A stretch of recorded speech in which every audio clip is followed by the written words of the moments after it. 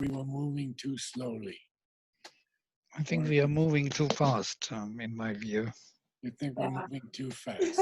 Too fast. Yes. Very good. So we've had about 6 different meetings and we've covered 12 pages, not quite. So we have to go slower. A page at time for an hour, it would be good enough. A page for an hour. All right, we'll try that. I don't Think see it is any need. problem for that. No problem at all. We can go even deeper. If that's what you all want, then that's what I want also. This morning, Prema and I had a wonderful 40 minutes with Savitri also. And everybody I feel is making great progress. And this is very important. That I've done a series. It's not complete yet because a lot of it has to be uploaded. It's called the Savitri series, and it's on our YouTube site, Mother and Sri Aurobindo. And the Savitri series is simply everything Mother has said about Savitri. And it runs into many, many, many pages.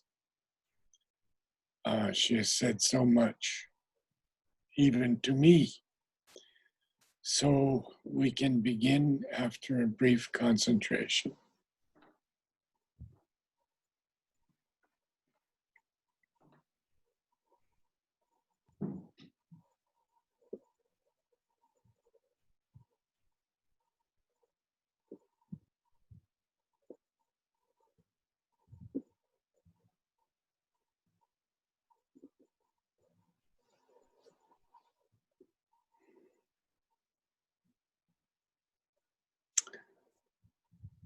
What line were we on page 12? I know that we had done the raised ground and shape anew her fate.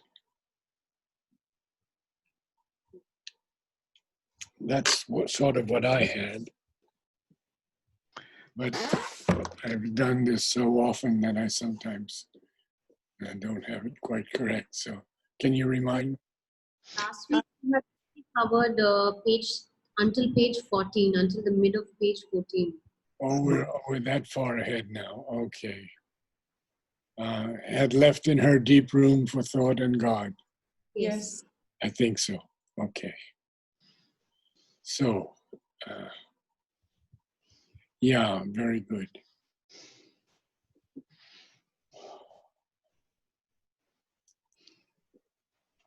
There was her drama's radiant prologue lived, a spot for the eternal's tread on earth, set in the cloistral yearning of the woods, and watched by the aspiration of the peaks, appeared through an aureate opening in time, where stillness, listening, felt the unspoken word, and the hours forgot to pass towards grief and change. Well, this is where it is all going to happen. Her radiant prologue, he calls it a prologue here because she still has not conquered death. She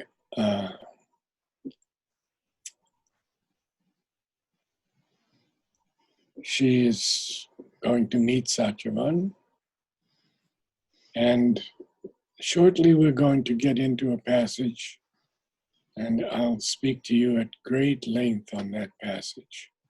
But right now we'll concern ourselves with her drama's radiant prologue.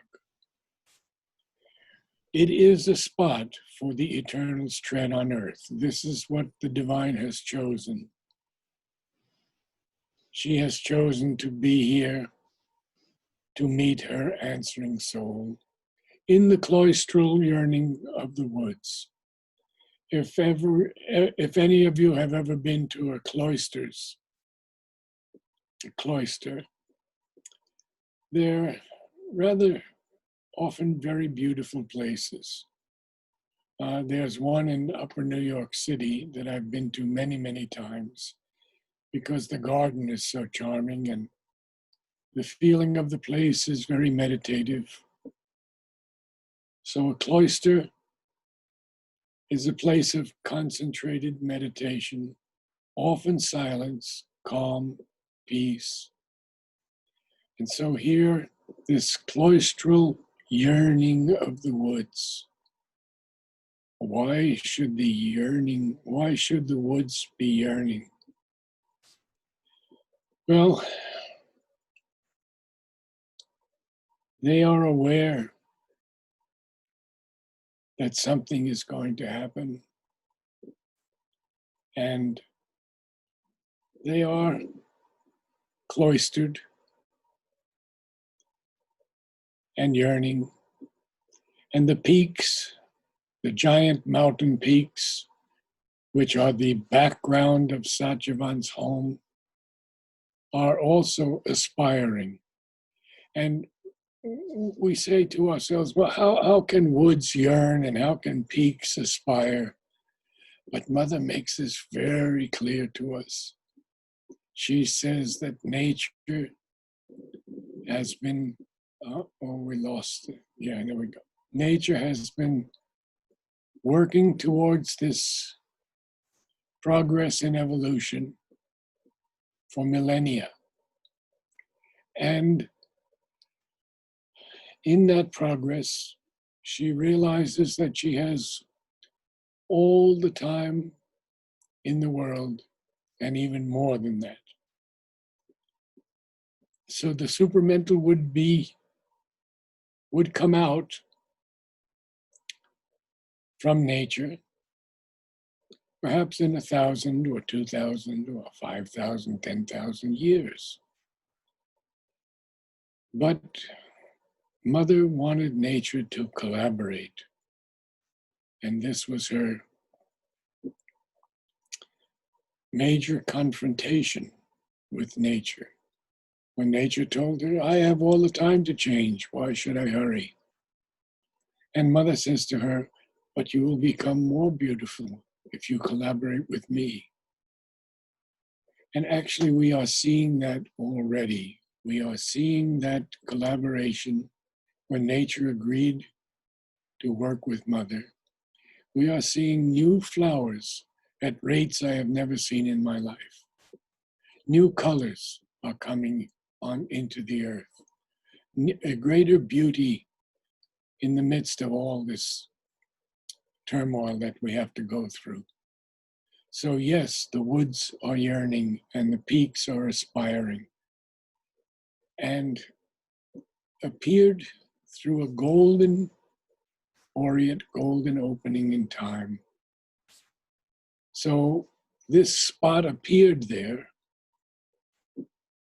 and it's where stillness, listening, has felt the unspoken word. And the hours forgot to pass towards grief and change. I had a letter from a young man the other day who wrote a great amount of poetry when he was in a state of depression and grief and sorrow. And he says to me, why is so much poetry based on sorrow and grief? And I had to answer him that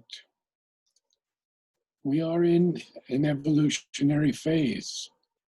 And if you look at Shakespeare's plays, most of them are tragedies. Very few are joyful and lighthearted. So here in this place, the hours forget to pass towards grief and change. So this is the place where Savitri's drama has her radiant prologue. It is a spot for the divine's tread on earth. It's chosen. And it's set in this cloistral yearning of the woods, and it's watched by the aspiration of the great peaks. And it appears through an aureate opening in time. And we'll see, we've seen this also in the canto on Satyavan, where the the forest is so dense, but then there's one place where there's a field or a pasture, and the slumberous grasses are pranked with gold and green, and there's a supine breeze that runs over everything. And so actually here, it's a reflection of that also, because the hours are not passing towards grief and change, but they're expecting something much, much greater.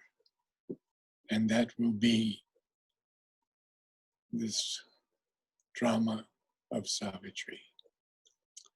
Would anyone else like to add anything to those few lines? Then perhaps we could have someone else read. Edith? Because this is a very important point, very important point. Here, with the suddenness divine advents have, repeating the marvel of the first descent, changing to rupture the dull earthly round, love came to her hiding the shadow, death.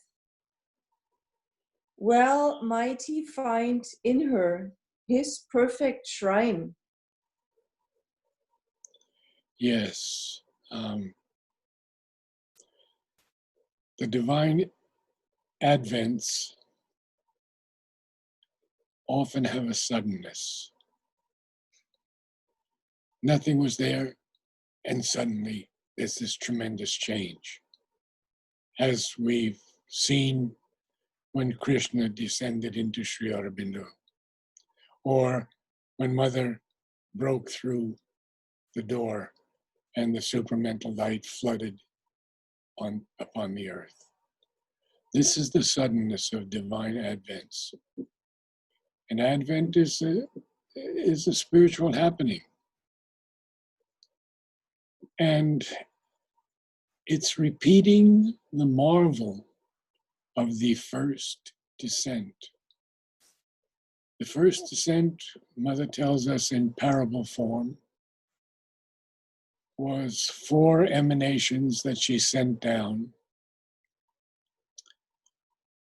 One was love, one was truth. What are the others? Anybody? Beauty. Beauty, perhaps, yes. Anyway, all of these were the first advents. They did change into their opposites when these gods, if you will, these beings, these emanations, realized the power they had.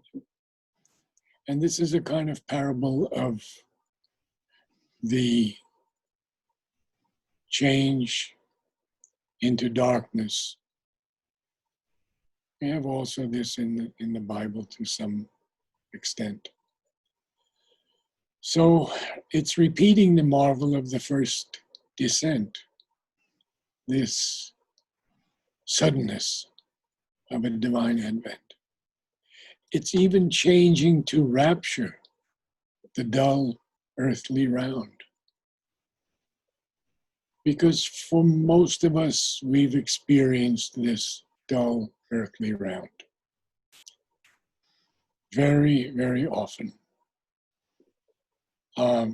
We just go around and around in the same way, and it's very dull.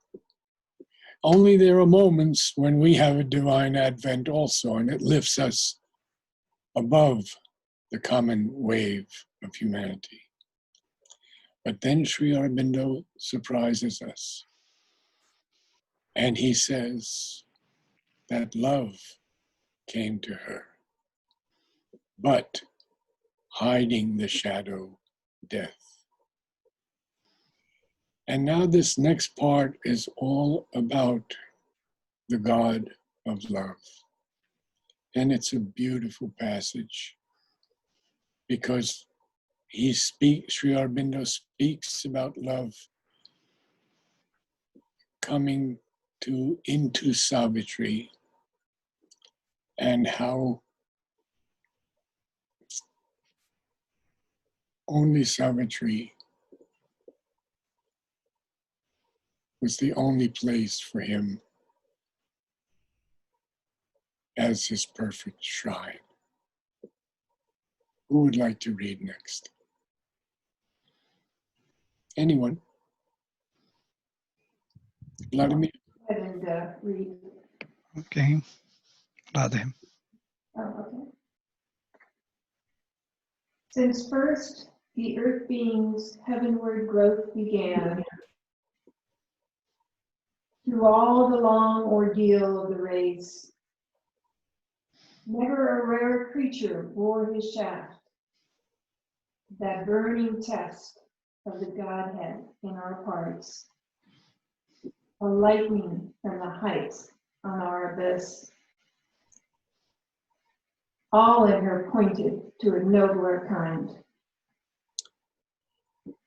Okay, we have to study this at great length.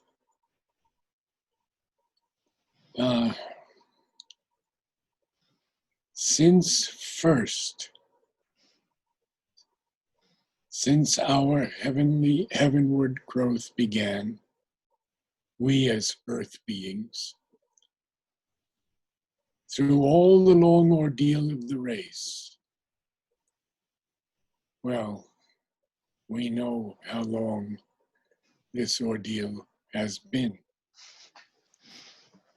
It has been so trying that millions adopted in India the Buddhist way of escape into nirvana.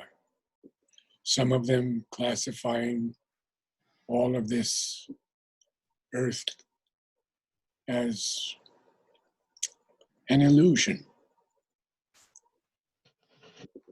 And others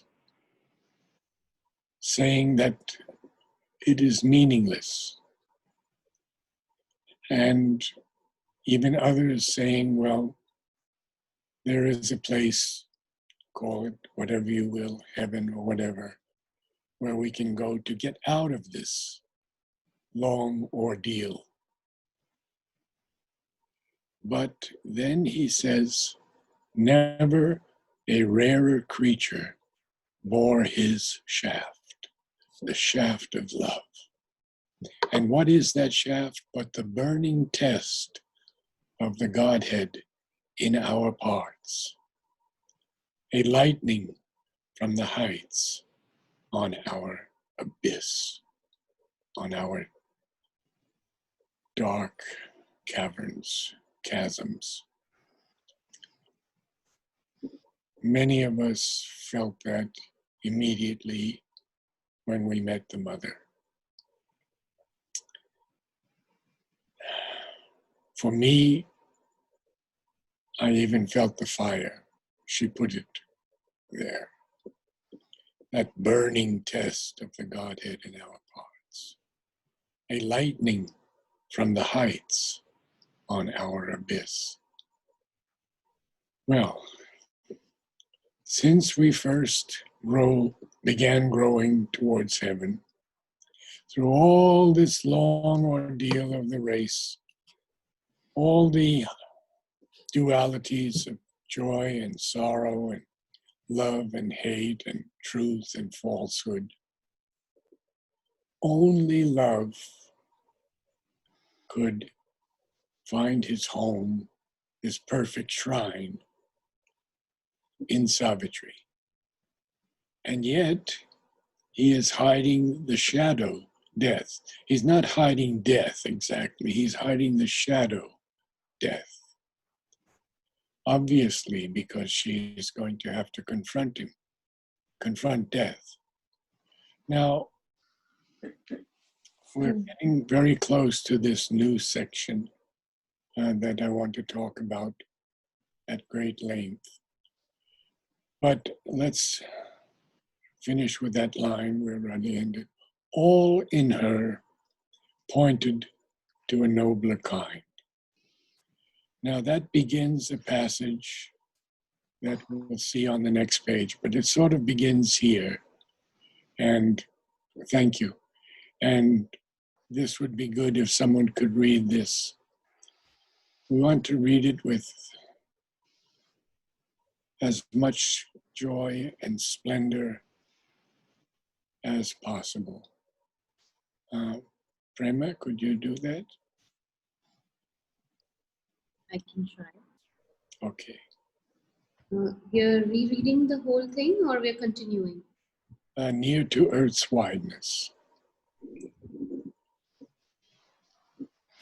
Near to earth's wideness, intimate with heaven, exalted and swift, her young, large visioned spirit, voyaging through worlds of splendor and of calm, overflew the ways of thought to unborn things.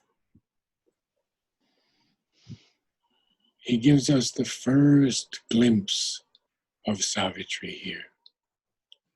She is near to earth's wideness. She has descended from heaven, where she's, of course, still intimate with heaven, but she's near to earth's wideness also.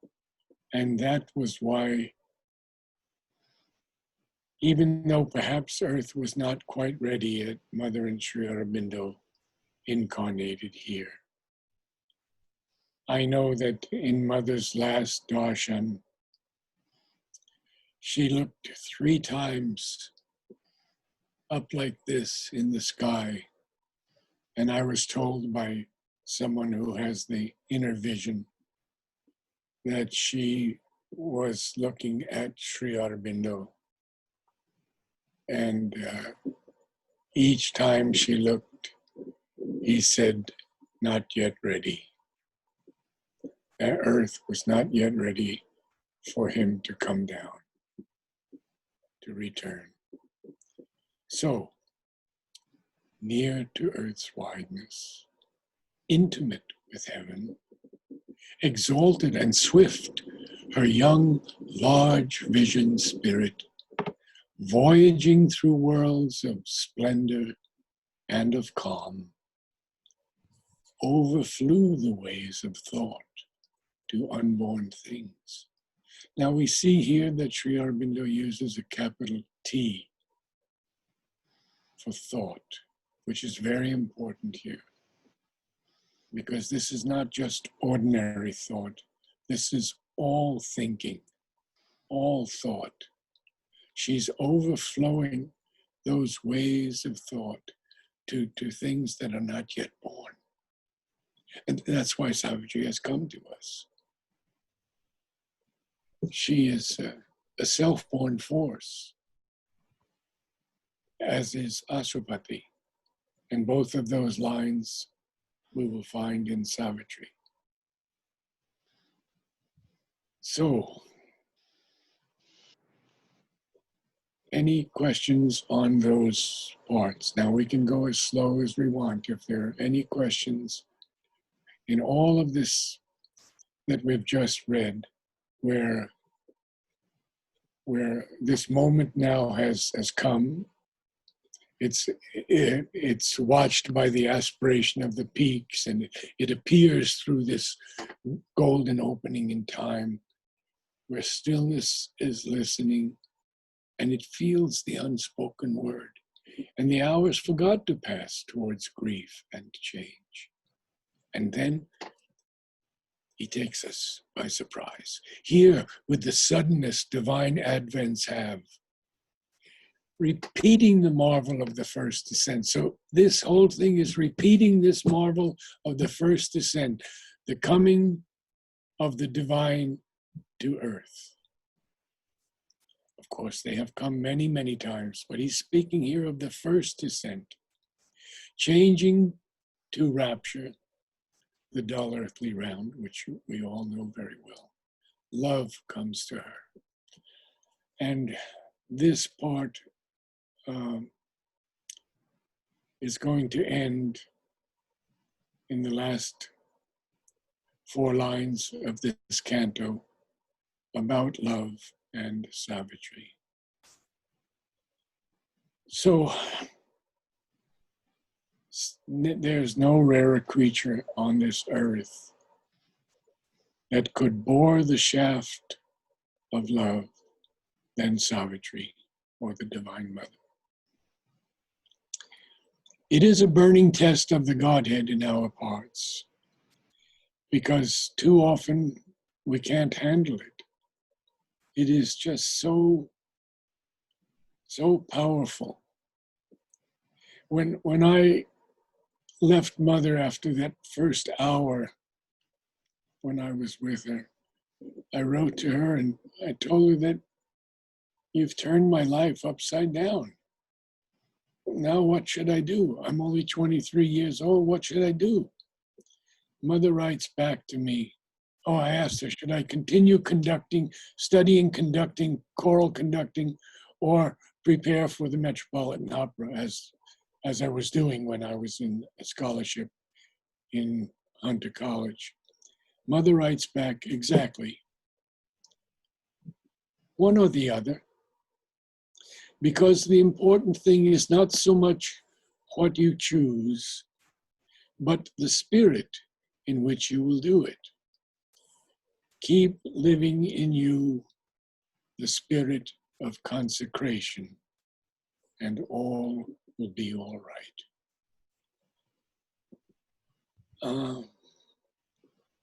I didn't last very long in the ashram in those early days. It was too calm for me, for my wild vital, and I was only there for some months and had to go back. And the mother understood all of this, because when Jyoti Priya wrote to her that I was destined to meet her, Mother wrote back, tell him he may come and stay as long as he likes. Mother knew I wouldn't stay very long. Anyway, to get back to Savitri, that burning test of the Godhead in our parts is so powerful that sometimes we cannot contain it, and it will take years and years before it becomes a part of us. It's a lightning from the heights on our abyss, on our lower parts. But in Savitri, all in her pointed to a nobler kind. She is very near to us, even now. What is the issue Upanishad line that you can give us, Vladimir? Well, which line? It seems far and is very close. Oh, okay. Yes. Beautiful line. Yes, that one indicated. Yes, he is far and he is near, he is outside and he is inside. Yes. And I have it here, but I won't do the Sanskrit. I'll do Sri Aurobindo's translation. The one unmoving is swifter than thought. The gods cannot overtake it, for it travels ever in front. It moves, and it moves not. It is far away from us, and it is very close. That's on the last of the letters in Savitri. It's the very end. Sri Aurobindo writes, the gods of the overhead plains can do much to bridge that distance and to bring out that closeness, even if they cannot altogether overtake the reality that exceeds and transcends them. So she voyages through worlds of splendor and of calm because she has an exalted and exalted, large-visioned spirit that is swift, able to overflew the ways of thought to unborn things. And now we're going to get into the passage I've been talking about. So perhaps, Vladimir, you could begin with that. Ardent was her self-poised, unstumbling will. Her mind a sea of white sincerity, passionate in flow, had not one turbid wave. So we'll stop there because we have to, and the word is unstumbling, not unstumbling. It's Right. unstumbling.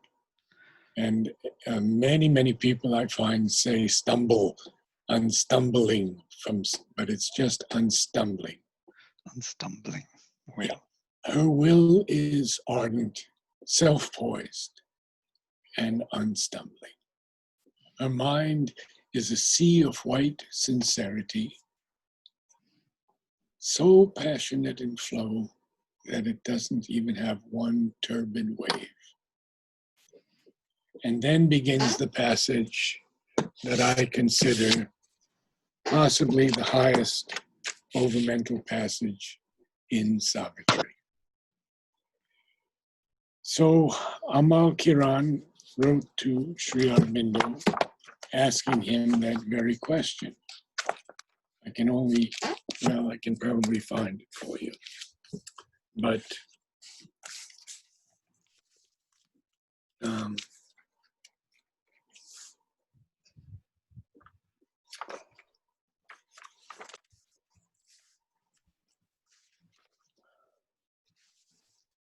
it'll take a little time. Let me go through it.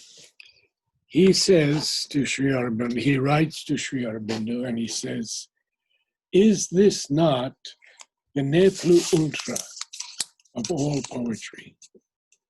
And we can roughly translate that phrase from the French into that of which there is nothing higher. And Sri Aurobindo answers him for the first time in the positive. And he says, yes, it occurs here, and not too unoften in other passages. It is a description of Savitri that will end with the end of the canto. And we have to see or attempt to see her as this priestess of immaculate ecstasies who is in a mystic and dynamic dance. And I would like someone to, we may read it again and again for a while because we have to digest the whole meaning of it. I'll tell us where we can stop. But so let's begin with, let's see, Ashwini, you haven't read yet. As in a mystic and dynamic dance. As in a mystic and dynamic dance, a priestess of immaculate ecstasies, inspired and ruled from truth's revealing vault, moves in some prophet cavern of the gods, a heart of silence in the hands of joy, inhabited with rich creative beats, a body like a parable of dawn that seemed a nick for veiled divinity, or golden temple door to things beyond. Carry on.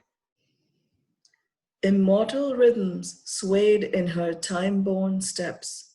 Her look, her smile awoke celestial sense, even in earth stuff, and their intense delight poured a supernal beauty on men's lives.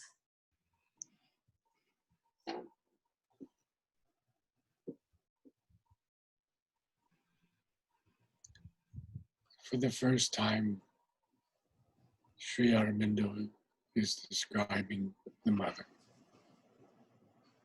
who incarnates as Savitri in the poem.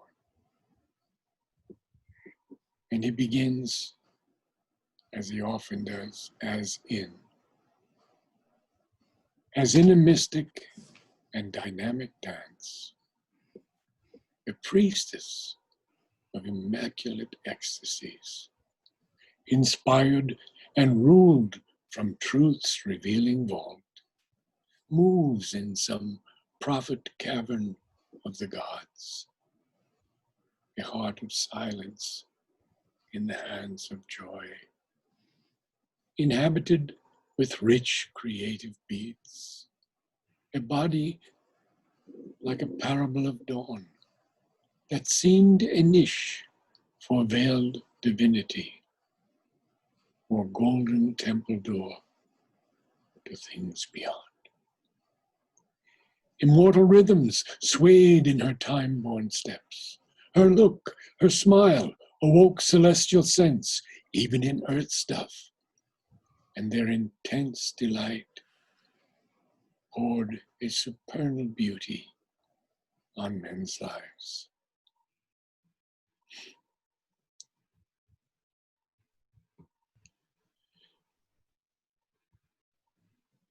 If we could feel this line, these lines, and really feel that Sri Aurobindo is telling us, giving us the vision of the Divine Mother.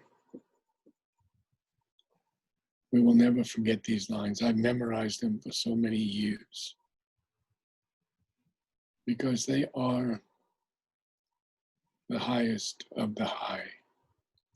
And it continues.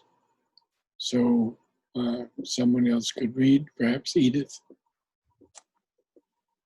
And then we'll discuss it a little later. I want to keep the feeling of this passage going. A wide self-giving was her native act, a magnanimity as of a sea or sky, enveloped with its greatness all that came and gave a sense as of a greatened world. Her kindly care was a sweet, temperate sun, her high passion a blue heaven's equipoise,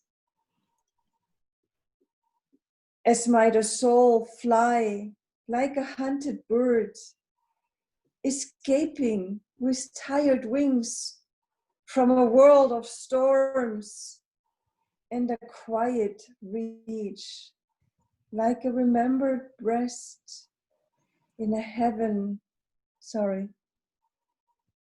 and a quiet reach like a remembered breast in a haven of safety and splendid soft repose.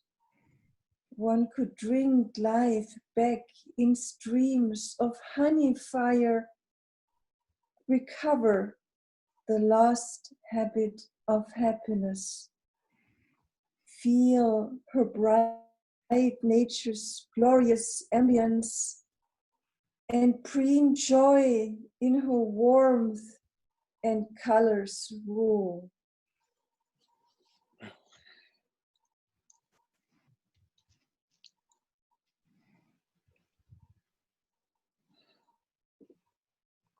Our look, this is all Mother. When we were before Mother, this is exactly what we felt. We felt her bright nature's glorious ambience. We could preen joy in her warmth. We knew that whatever she said to us, even if she scolded us, it was kindly care. So let me go back a little bit to perhaps the top here of her look, her smile, awoke celestial sense, even in earth stuff. And this is Sri Aurobindo's humor, a bit of his humor, because even in our crude, humble human bodies, there awoke a celestial sense. And the intense delight of that poured a supernal, we can say heavenly beauty on men's lives. Now, what made that possible? Well, firstly, a wide self-giving was her native act. That self-giving was so vast that often mother's secretaries had to wait for hours and hours to see her because there were so many people in line to meet her. And each of us was given a time when we could meet her. Sometimes it would only be 5 or 10 minutes, other times it could be longer. It depended all on mother. And that wide self-giving would keep her up till 2 in the morning, and then she would be up again at 6 in the morning to see people.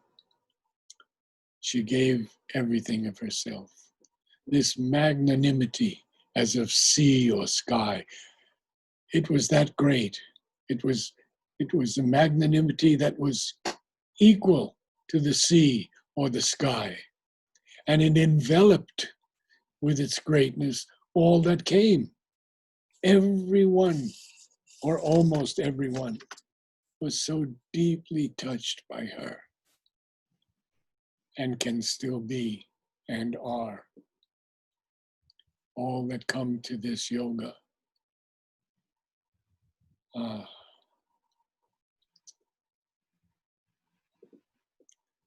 blessed. And it gave all of us a sense as of a great in the world. It was a new world for all of us the moment we met Mother. The moment we read Sri Aurobindo, whether it's Life Divine Synthesis of Yoga, Savitri, the Human Cycle, it always gives us a sense as of a great in the world. Her kindly care was a sweet, temperate sun. It never burned us. Sweet, yes, always sweet. When you would enter Mother's room, she would be, even at the age of 90 and more, she would greet you with the most wonderful bonjour or bonne fête, if it was your birthday. And her high passion was a blue heavens equipoise. So perfect. And then he gives us this wonderful, wonderful 2 lines. As might a soul fly like a hunted bird, escaping with tired wings from a world of storms.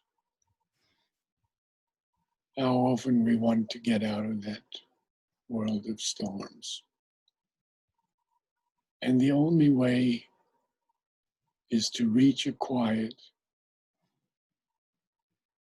like the remembered breast of the mother. We could put our head on her feet, in her lap. Little children often would hold her finger. So we can reach that quiet most easily, for me at least, with the japa of her name. I, the Mother, Ma, or Om Namo Bhagavate. And then in that haven of safety and splendid soft repose, we could drink life back in streams of honey fire, recover the lost habit of happiness, feel her bright nature's glorious ambience, and preen joy in her warmth and colors rule.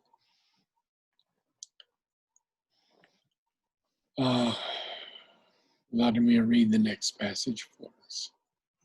Next part of the passage, because we want to get all of this. Deep of compassion, a hushed sanctuary.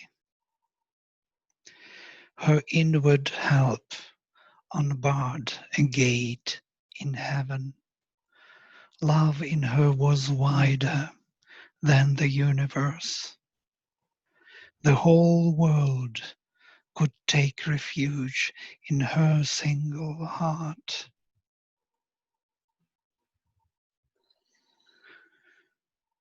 The great unsatisfied Godhead here could dwell, vacant of the dwarf self's imprisoned air. Her mood could harbor his sublime breath, spiritual that can make all things divine. For even her gulfs were secrecies of light.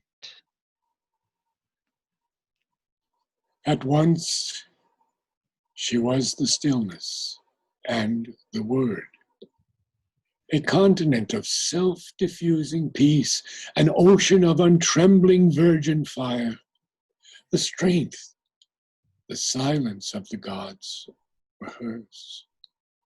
In her, he found a vastness like his own.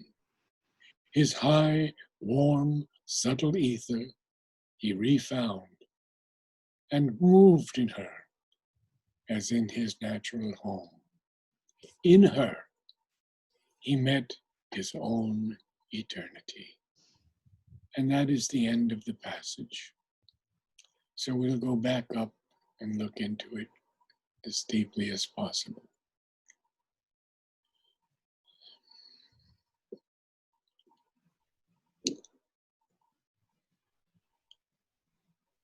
So this is where we are. We find that the mother is a deep of compassion. She's a hushed sanctuary. And her inward help can unbar a gate in heaven. That help is ever present. She's even freer now as she rebuilds the future body. As she begins, she's already begun building her future body. She's spoken about this body. I have seen her in this body. And we see that all of this compassion, this hushed sanctuary, helps us from her inner being to unbar the gate in heaven. And now he begins to speak of love again. And love here is, I know it's capitalized because it's the beginning of the line, but it's also capitalized because it's love. It's the God of love. Love in her was wider than the universe. Imagine that. Wider than the universe. The whole world could take refuge in her single heart. The great unsatisfied Godhead here could dwell. Again, love. Because Savitri does not have the dwarf self's imprisoned air, her mood is able to harbor his sublimer breath that is spiritual and can make all things divine. And then he says, for even her gulfs were secrecies of light. At once, she was the stillness and the word, a continent of self-diffusing peace.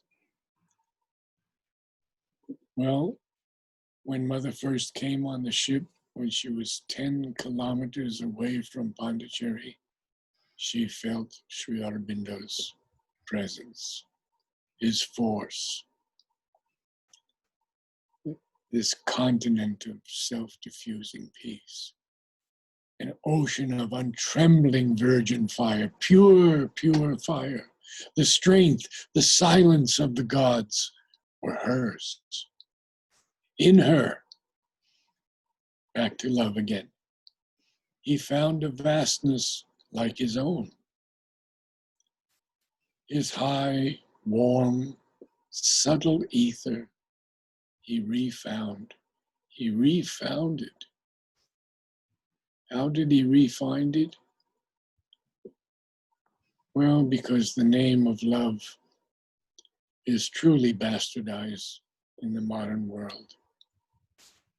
We say love for everything. We don't, this is not that kind of love. Not at all. This is a warm, subtle ether of love.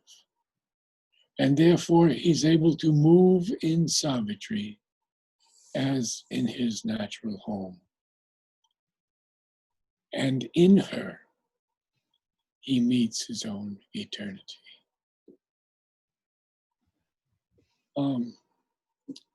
We have some time yet. Would someone like to read the entire passage from the beginning, as in a mystic and dynamic dance? I can read. Okay.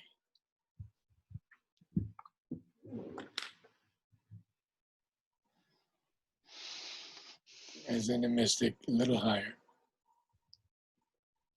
There it is. Got it. Okay, thank you. As in a mystic and dynamic dance, a priestess of immaculate ecstasies, inspired and ruled from truth's revealing bowl, moves in some prophet cavern of the gods, a heart of silence in the hands of joy, inhabited with rich creative beats, a body like a parable of dawn that seemed a niche for veiled divinity, or golden temple door to things beyond. Immortal rhythms swayed in her time-worn steps. Her look, her smile awoke celestial sense, even in earth stuff, and their intense delight poured a supernal beauty on men's lives. A wide self-giving was her native act, a magnanimity as of sea or sky, enveloped with its greatness all that came, and gave a sense as of a greatened world. Her kindly care was a sweet, temperate sun, her high passion a blue heaven's equipoise. As might a soul fly like a hunted bird, escaping with tired wings from a world of storms, and a quiet reach like a remembered breast, in a haven of safety and splendid soft repose. One could drink life back in streams of honey fire, recover the lost habit of happiness, feel her bright nature's glorious ambience, and preen joy in her warmth and colors rule. A deep of compassion, a hushed sanctuary, her inward help unbarred a gate in heaven. Love in her was wider than the universe. The whole world could take refuge in her single heart. The great unsatisfied Godhead here could dwell. Vacant of the dwarf self's imprisoned air, her mood could harbor his sublimer breath. Spiritual that can make all things divine, for even her gulfs were secrecies of light. At once she was the stillness and the word, a continent of self-diffusing peace, an ocean of untrembling virgin fire. The strength, the silence of the gods were hers. In her he found a vastness like his own. His high, warm, subtle ether he refound, and moved in her as in his natural home. In her he met his own eternity.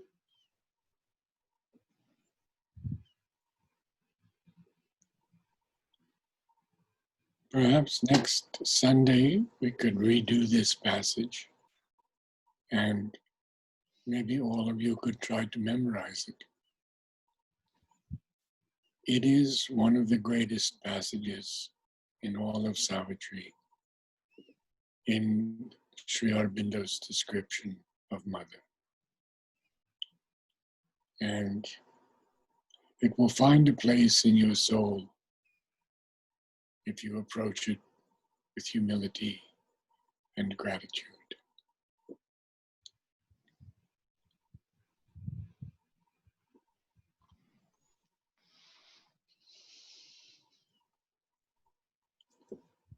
Namaste. Namaste. Namaste.